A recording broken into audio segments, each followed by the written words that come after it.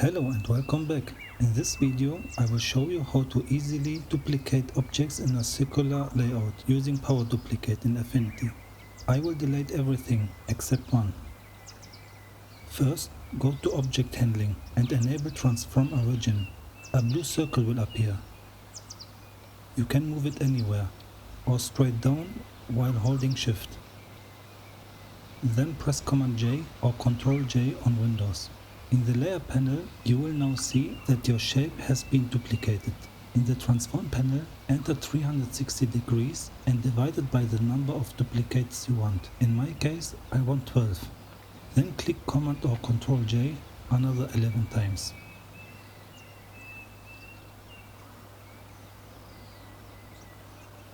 Now select all duplicates if you want to change the distance between them. Then turn off Enable Transform Origin and select the symbol next to it, Transform Object Separately.